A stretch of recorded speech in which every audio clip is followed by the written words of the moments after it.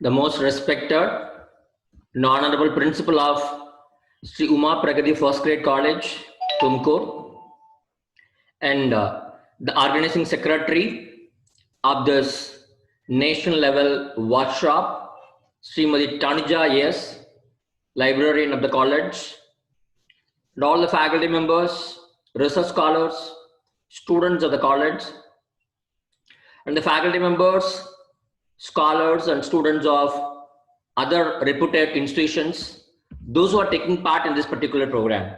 A very, very pleasant, a joyful, a colorful morning to each and every one of you.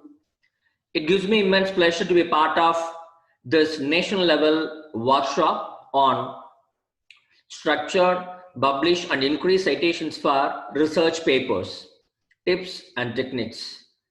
And on outset, let me take this opportunity to thank the organizers for having given me this wonderful opportunity of meeting you all in this August online gathering.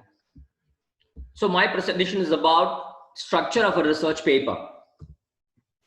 Dear friends, nowadays each and every educational institution, especially the higher education institutions, they're all trying on many different aspects: curricular, co-curricular, extracurricular, extension activities, research activities, and many more online initiatives, so that they would be able to gain better grades in both national and international ranking systems.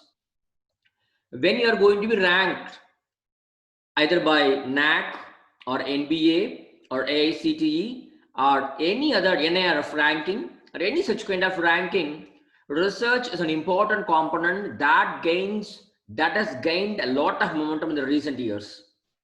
So everybody, every faculty member, every research scholar is motivated, encouraged, and is persuaded by the institutions or persuaded by themselves to publish papers. So when you think about a research, every research will have output. So friends, research is nothing but a scientific and systematic method of either discovering something or inventing something new. So when you take up a kind of a research, the research will be resulting in the form of research output. The research output can take place in many forms. It can be a journal article, a conference paper, a book chapter, a book, or an e-book, or a blog post, or a video tutorial, or it can be anything. It can be anything. But we analyze the most preferred form of researchers when they want to publish the research output.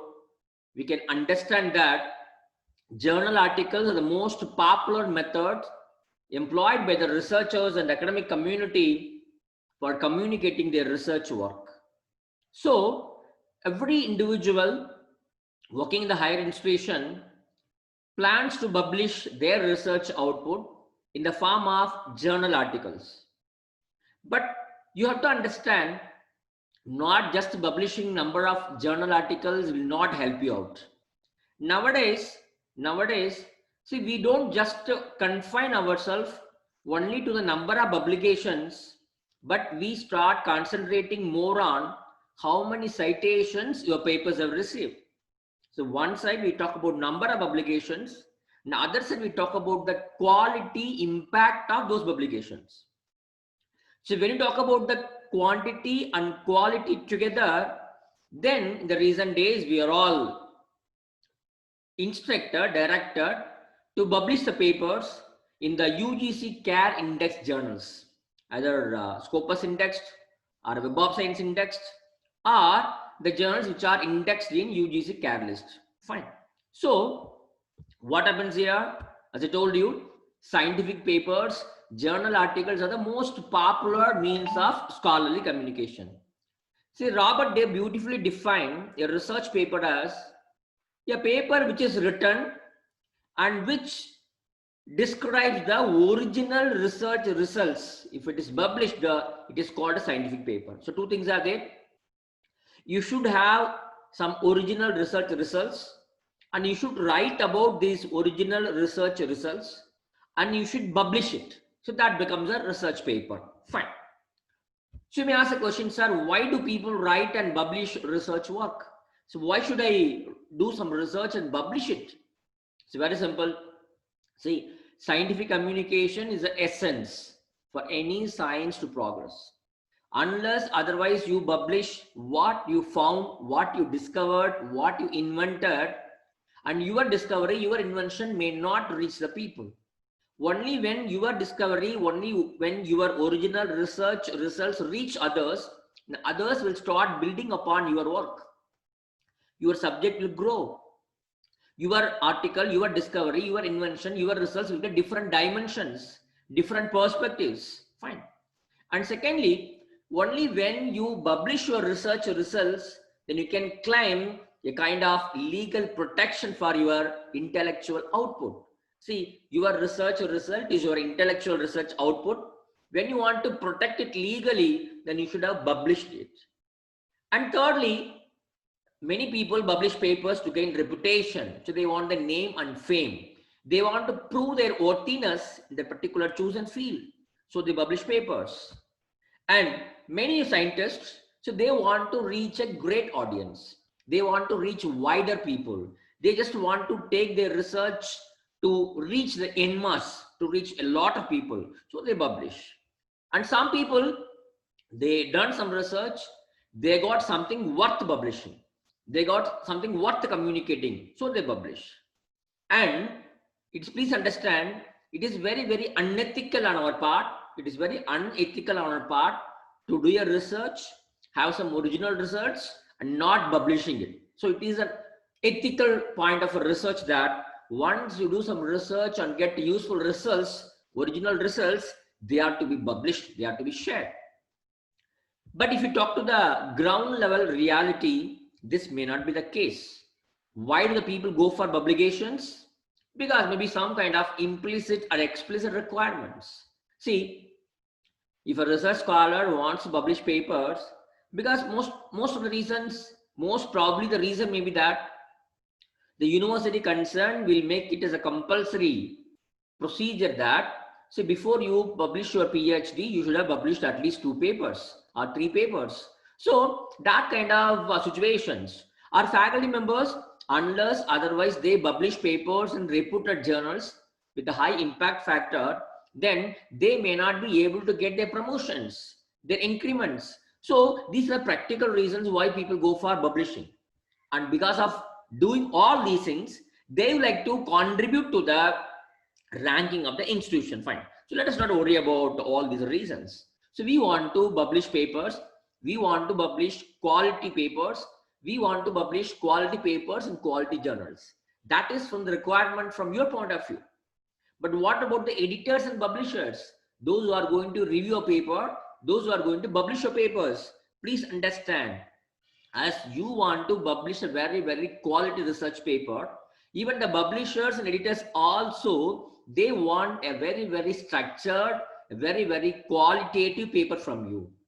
But please understand, though we have different kind of scholarly communications called the book chapters, books, research papers, conference papers, seminars papers, working papers, review papers, theoretical papers, all those things are, but please understand the basic components that you require to form a structure of a research paper is common. Though we have got different names for different components of a research paper, the basic building blocks are same. Fine. So what is the general structure of a research paper?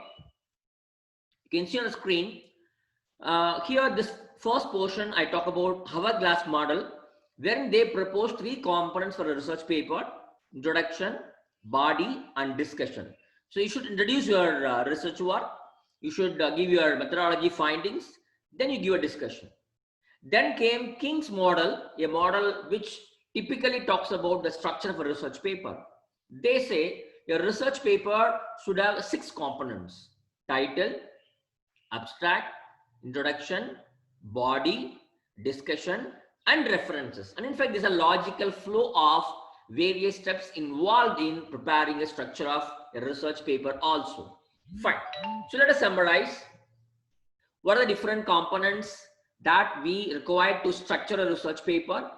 We need a title page with author's details, abstract, keywords, then introduction, literature review, methods, results, discussion, acknowledgement, and references. So let us discuss about all these things one by one. And please understand, so each and every component you use in a research paper has got a purpose. In order to answer that particular question, we have that particular component in our research paper. See, what is the function of an abstract? It tells you what you have done in a nutshell. Fine. What is the role of introduction? It tells your readers what is the problem you are going to talk about, you are going to investigate upon in your research paper.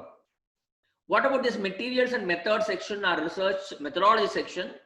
It tells the readers how you solve the research problem. What are the steps you have taken to solve the research problem? What about the results section? It tells you what did you find out in your research work. And discussion tells you, so what? When you find out something, what does it mean? What is the implication of all these things? Then acknowledgement section tells you the people, those who helped you in conducting your research work. And literature cited, references, it tells you what are the different sources you cited for your research work. And appendices provide extra information. Fine. So let's start from the first component, title. So dear friends, title is a very, very important component of any research paper. And it is the first thing everybody reads when they want to read your research output.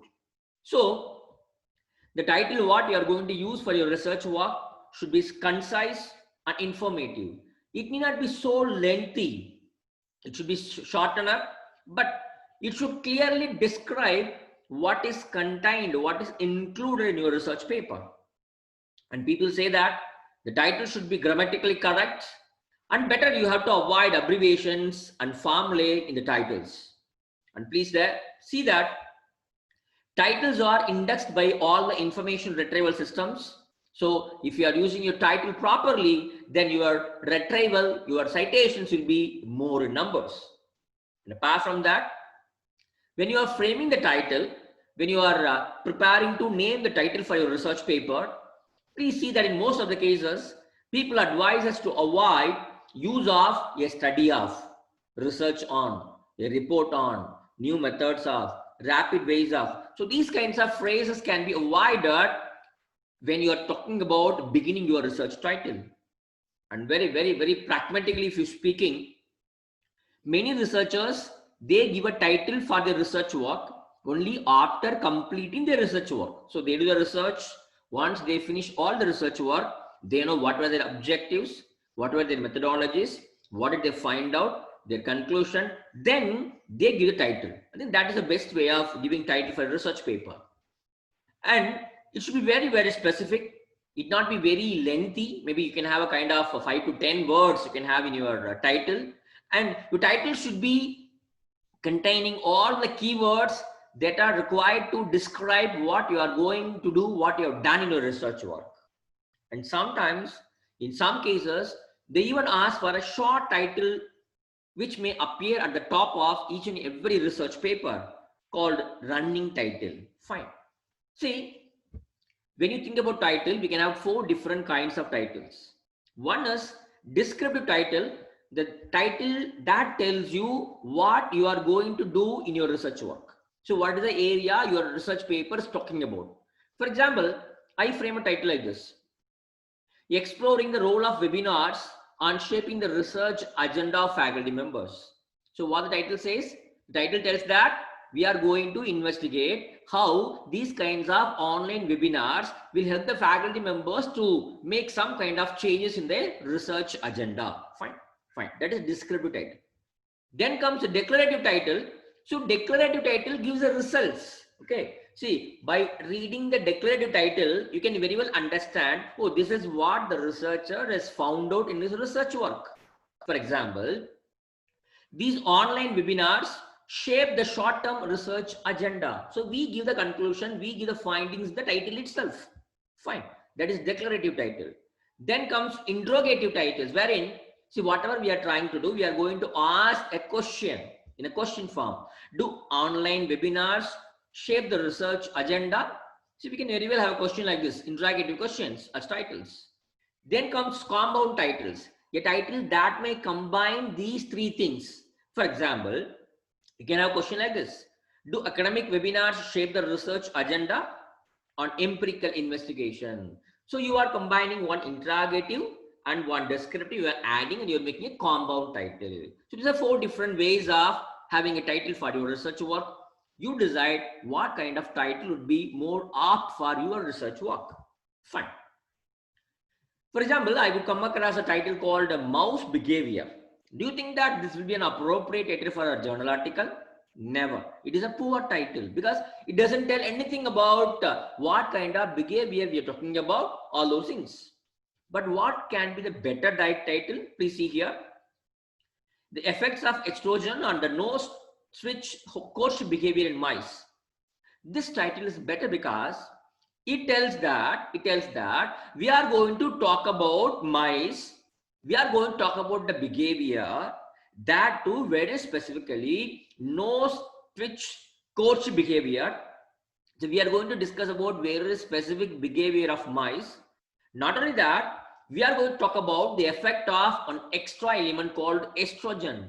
So what is the effect of this estrogen on this particular behavior of mice? So this title is better.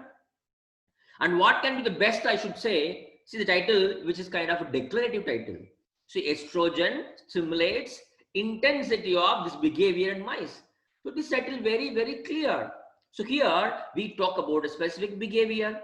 We talk about modifying agent. We talk about the experimental organism. So by reading this title, the readers will exactly understand what we have done in the research work. Got? And as I told you, sometimes publishers, they ask for running title. So this is the original title, and this title is written as in a simple way as a running title in this way. Sometimes the publishers, the editors may ask you to supply a running title also. Then what about the author's names? Please understand, whenever you're writing the author's name, please see that you are writing the author's names without any spelling mistake. And you have to add the author's affiliation, where the actual work was done exactly below the names of the authors. And how to do that?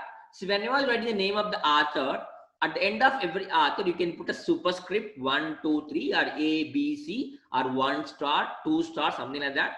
And below that, you can use the same subscripts, same superscripts to explain what is the affiliation of the particular author. And apart from that, you are supposed to provide the complete official address or the address along with the email ID of the author concerned.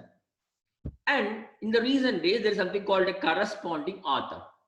See, if 3 or 4 writing the paper, one author will be designated as a corresponding author. That means whenever any communication, whenever any revision, addition, modification, deletion should be done in the research paper, corresponding author will act as a link between the set of authors, the authors group and the editorial board. So they will be acting as a link and they are called as corresponding author. You should mention in your research paper who is going to be the corresponding author for that particular research paper. And what about the address? Sometimes a confusion comes. Sir, I was working in a previous college. I walked over there. I published the paper. I prepared everything. I got the results. Now recently I got transferred to another college. Now I am publishing the paper. But the actual all my original research works was done in my previous college. What to do? It's very simple. So in the title page, just below the name, you should mention the name of the institutions where you carried out your research work, where the actual results were conducted.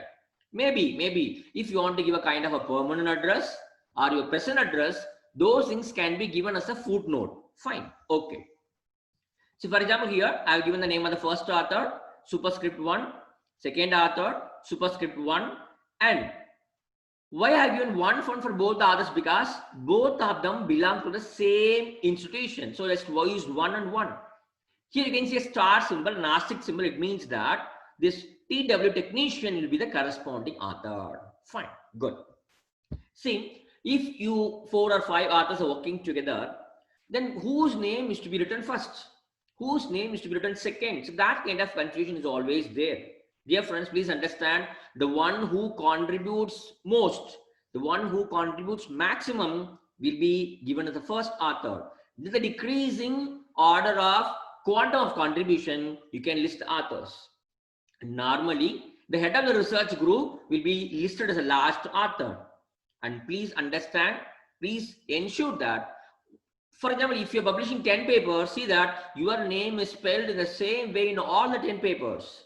And apart from that, when you are deciding about the order of the names, that should be a joint decision of all of you. So if 4 or 5 are there, all the 5 sit together, talk to each other and finalize what is the order in which names are to be written. Fine. See, I would like to show you some titles for your visualization. You can see your title, first author, second author, 1, 2, first author is from one institution, second author is from another institution.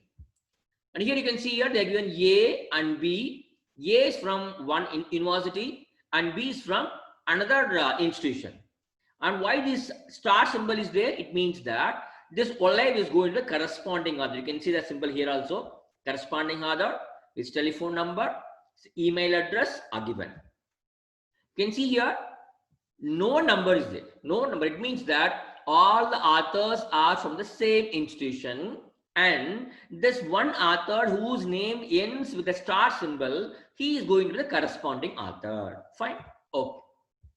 You can see here there are 4 authors, and the 4th author with the star symbol, asterisk symbol, he is going to the corresponding author. And these are the authors. You can see here. See, 1 or 2 authors, even they are not working anywhere. They are retired people. You can see, for example, if you take KK Munir Ahmed, he is not working anywhere. He is given just his residential address. Fine, no problem. In some cases, they give a title, they give the author's name, then they will give you in-text citation, how to cite this paper also. Sometimes we have to supply the citation information, or many times the publishers themselves, they will prepare a citation and they will make it available. Fine. Okay. So that's about the title and authors. Now let us talk about the abstract. So dear friends, abstract is a very, very important component of any research paper because abstract can stand alone. So many a time, if you come across bibliographic databases or even closed access resources, even if you go to Google or Google Scholar, in some other times, you will be given permission only to read the abstract level information. You will not be given full text information. That means the full text of the research paper will not be available for everybody in the open access mode, but you can read the abstract level information. So you are supposed to prepare a very, very concise and a factual abstract for your research paper. And please understand, your abstract should clearly indicate 3 things. What are they? Your abstract will tell the audience, will tell the readers, what is the purpose of the research, what are the principal results of your research, and what is the major conclusion of your research. So these 3 components should be made available in each and every abstract you prepare. And please understand, you are supposed to avoid the references being included as a part of your abstract, and try to avoid the use of non-standard or uncommon abbreviations that are found in your research field. The abbreviation is very common, it's very popular, widely used, you can use it. Otherwise, better try to avoid those kinds of uncommon abbreviations. Not only that, abstract should be the best part of your paper. Why? Because abstract is the most read part of any research paper. So many a time the research scholars, the faculty members may not have time to read the entire paper. They will just read the abstract, they will take the content, they will go out. But in many cases, the faculty members and research scholars, they want to decide whether I should read the whole paper or not. So to decide whether to read the paper or not, they will be reading the abstract to check whether it is relevant, it is useful, it is apt for their research work. And sometimes, see, when you're sending a paper, your paper will be sent to some editors for the review purpose. So what they send? They will send the abstract, they will ask the opinion of the reviewer. The reviewer, after reading your abstract, if he is ready to review a paper, then the publishers will send the full text to the editor. So your abstract should be written so well that the editors, those who are going to go through your abstract, should be readily accepting the invitation to review a paper. So that kind of abstract is required these days. And many a time, see, if you're having a publication in some foreign country journals, whenever your paper has to reach somebody who is not aware of English, then that is with translator. What do? They will translate only your abstract, they will send it to them. If they find it okay, if they find it interesting, then the entire research work will be translated and sent to the requester. So please understand, abstract is a very, very important component of any research paper. Fine. So what are the other modalities with regard to the preparation of abstract? See, abstract should be only text. So you're not supposed to add anything else. No tables, no figures, no graphs, only text. And try to use active voice whenever possible. And abstract should be very, very concise. And don't have phrases. You should have complete sentences. In the abstract, you should have complete sentences. And try to use past tense as far as possible. And what kind of things should not be included in abstract? Please see. You need not have a lengthy background information. You need not include the references. You will not have some kind of elliptical sentences. That means incomplete sentences. And you need not include the abbreviations or terms that may be confusing your readers. And you're not supposed to include any sort of illustration, figure, table, all those things in the abstract. Fine. So basically, dear friends, we can have two different kinds of abstracts. One is unstructured abstract. That means abstract is going to be written a single paragraph. In a single paragraph, you are going to tell your audience what is the purpose of your study, what is the methodology you adopted for completing your research work, what are the major findings, and what are the principal conclusions of your research work. And you can have around 200 to 250 words you can have. Keywords, 3 to 10 keywords you can have. Here's an example for an unstructured abstract where the entire research output abstract is given a single paragraph. You can have a aim, methodology, then findings, then conclusion. Then comes structured abstract. In many cases, I was seeing the author was interested to publish their research work with structured abstract. See, instead of presenting abstract in a paragraph, you divide the paragraph into 4 or 5 components. You give a heading for each and every paragraph, and that becomes a structured abstract. You can see here, this is an example of a structured abstract.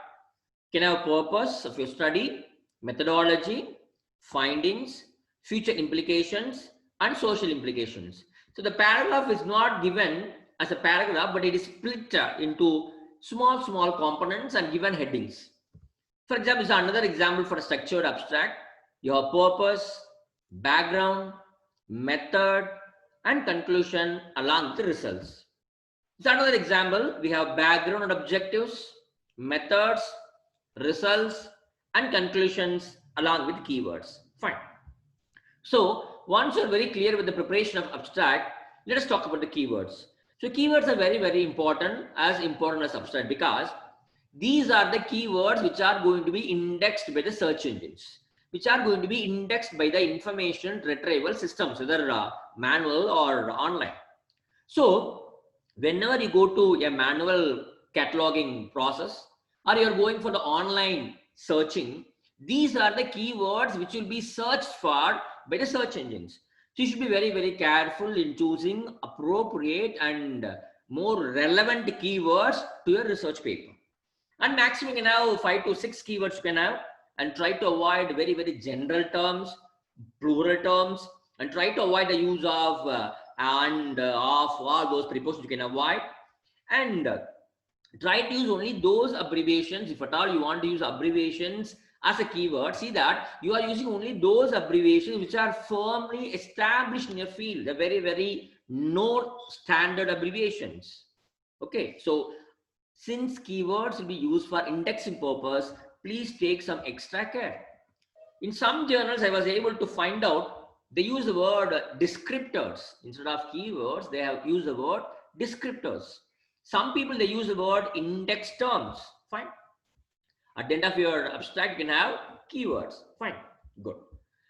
Okay. So far we talked about title and author's name and author's affiliation, abstract, and keywords. Now let us get into the other parts of the research paper, abbreviations. So whenever you want to use abbreviations, the part and parts of your research paper, see that you are using standard abbreviations.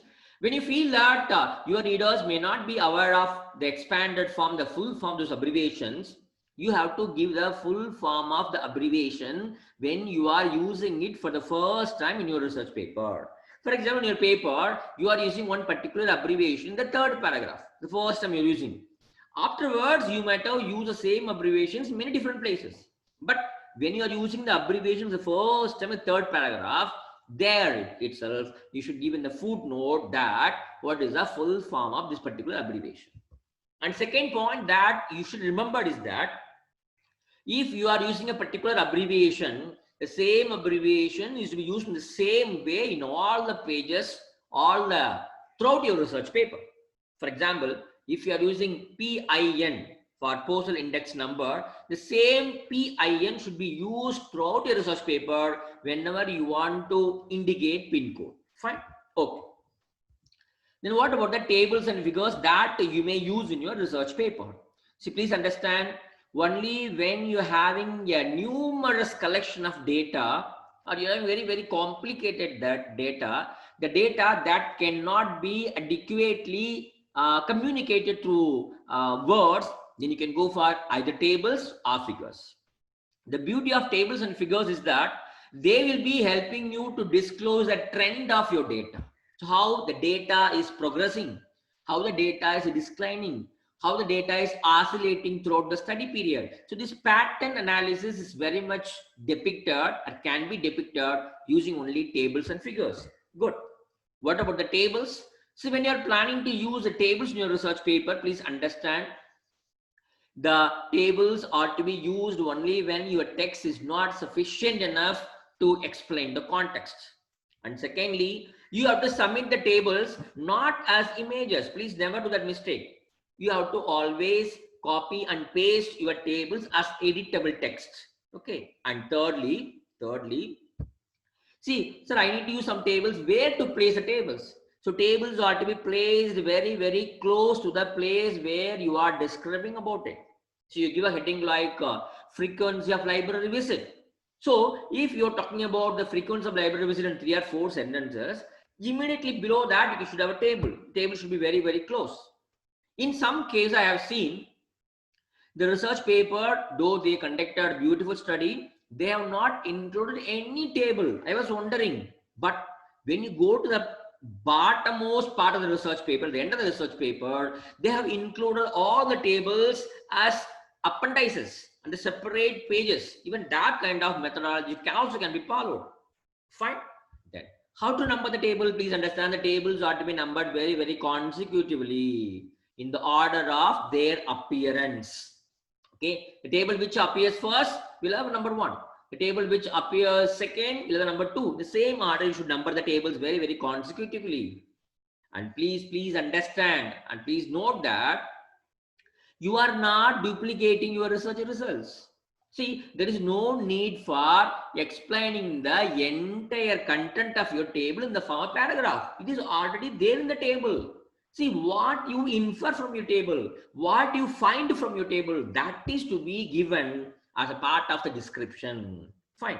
And in many times they recommend we can avoid using vertical rules and shading in table cells. We can avoid the use of vertical tables. You can see here, if you take this table is prepared according to APA style, American Psychological Association style, where they are using only horizontal rows and vertical rows are not there. So that is style you can use. See here, it's another example. And these kind of tables are not being used these days in many of the research work. Fine. Okay, good. What about the figures? So I just told you about the tables. What about the figures? See, feel free to make use of graphs or diagrams or maps or photographs if you are confident that these kind of figures will help you to convey the information much more easier way, much more effective way, much more spacious way. Then you can make use of the figures. And see that every figure you add should have a caption. Caption means something like a table name, something like a paragraph title. That caption should have a brief title that describes what kind of illustration is that. And please understand, if you're taking a figure, don't try to include so much of information in one figure. That will really confuse the users. Have as less much of information as you can project in a particular figure, and see that if you are using some kind of letters or numbers in the figures, those letters and numbers should be big enough for the readers to read and understand. That is very, very important. And please understand, you try to use less quantum of textual information, but more amount of illustrations. You can have more symbols, you can have more signs, more abbreviations, which can be very well explained as a part of the table as a footnote. Fine. So this is one example. You can see how clear the words are, how clear the numbers are. So that kind of clarity should be there in your figures also. Then comes strength and limitations. So your paper may have a very good strength. See, the strength of your paper should be projected in your paper. You just give a heading called strength, my strength, the strength of my paper. So you might have used a superior method which nobody used so far in your field. For example, these days we talk about SEM, structural equation modeling using AMO software. Many people don't try and don't explore and don't use these methods in the research work. But if you are using SEM model for your research work, and say you can claim it to have a, you can say that I have used superior method. Then you can say that extensive data. See, I have not collected data from 100 to 100, but I have collected data from 5,000 people. Extensive data. So what is strength of your research paper? You should talk about. At the same time, you should tell about your limitation. See, if you are not able to find out any limitation and scope for others, then the editors and reviewers, they will find out the limitations of a paper and tell you. So it's better we ourselves find out the limitations. So what may be the limitations? You can say that maybe due to paucity of time or lack of resources, or lack of convenience, this, that and all. I use a small sample size. That is a limitation of my study.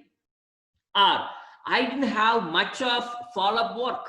See, if I had taken some more efforts in doing follow-up, I might have collected more data. So I didn't do that. That was a limitation. Or incomplete data. See, after collecting the questionnaire, something like that, no, when I went through, I was able to see a lot of questions which are not answered by the respondents. So incomplete data. Or I feel that there is some kind of bias. Maybe in collecting data, no, the respondents have some kind of bias. I personally fear. Or you may say that I had some limitations with my experiments. So it's better, before the reviewers and editors point out the problems of your study, you very well can include a paragraph in your research paper if you find some strength and some limitations of your research paper. Fine. You can see here, the study says, what is the limitation? So they say that low number of registered nurse respondents. So they accept this is a limitation of their study. What about the strength? They say that this is a strength because very recently the country has enacted, in that particular country, they enacted that only those candidates who complete 3 years nursing program will be permitted to get appointment in government jobs. And this study they have done about 3 years nursing students. They say that this is a more appropriate time for the publication of our results, and this has got more implication on the nurse behavior. So it is very, very time matching strength of my research paper. You can give any kind of strength what you have. Fine. Then comes acknowledgements. Please, dear friends, you have to acknowledge whatever help you received from your friends, your faculty members, your colleagues, your research scholars, your students, your relatives, whatever kind of help you got from them in completing, in conducting this particular research work, they all should be acknowledged. Please understand, you are not supposed to give all the acknowledgement in the first page. Instead, maybe at the end of your research paper, you can give a long list of all the people whom you want to acknowledge. See, before references, but after conclusion, you have these acknowledgements. You can see here the different kinds of acknowledgements. They say, our thanks go to so-and-so for the support in the study. And they say that, thanks for assistance in the collection and analysis of data. See here thanks for their assistance with this manuscript. They say, thanks for those people, those papers were cited in this paper. See, authors are thanking the people whose works are cited as a reference in the research work. See, here you can see here. The authors acknowledge some people for having helped in their statistical analysis. Fine. And here, the author is thanking the participants. I am grateful to the nursing students who participated in this study. So they are thanking the participants. Here, they are thanking the institution for having rendered their support. Fine. And here they can see contribution. See, recent days in a lot of foreign papers, you can see this particular component. Along with the acknowledgement, they tell what is the role played by each and every author. See, all the authors may not do all the work in the preparation of a research paper. See, for example, these authors, they work for the study design. And these authors, they collected data and analyzed.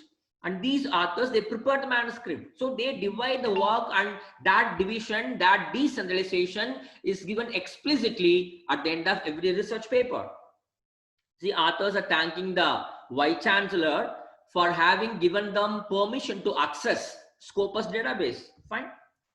And here the authors are thanking the International Cardiovascular Forum Journal for having permitted them to abide by the ethical publishing guidelines. Fine.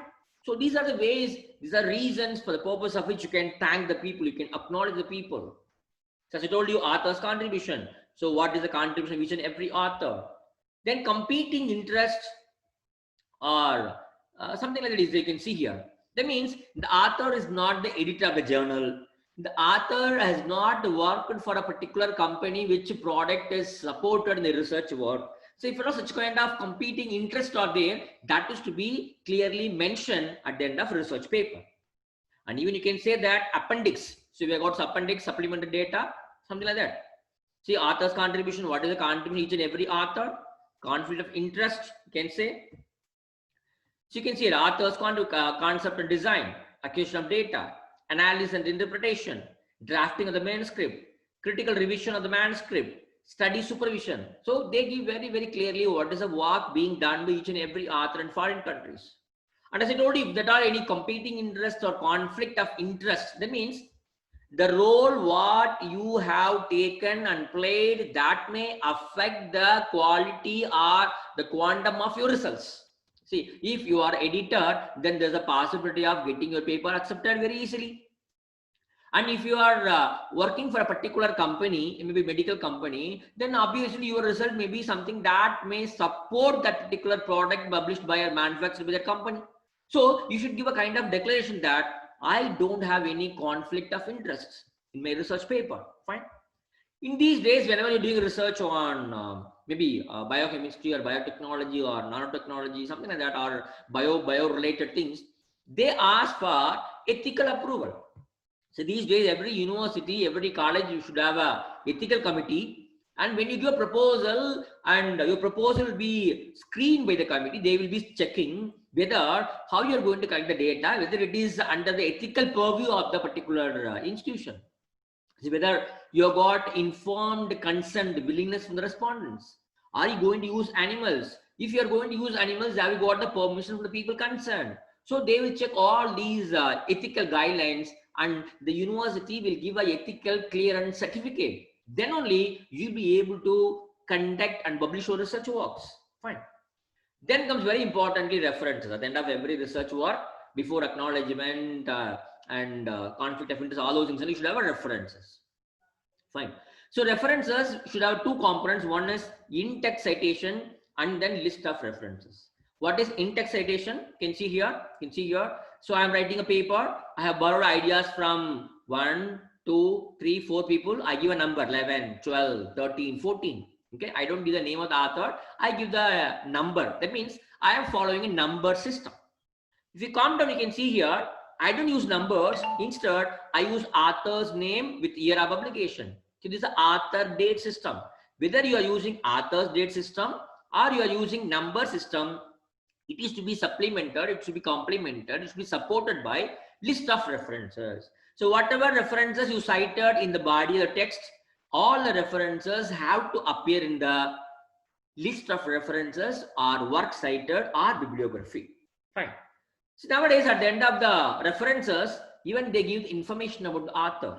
The publishers or editors are asking for this information. Even you can provide a small passport size photograph of yours along with a description of what you have done, what you have contributed to your research field.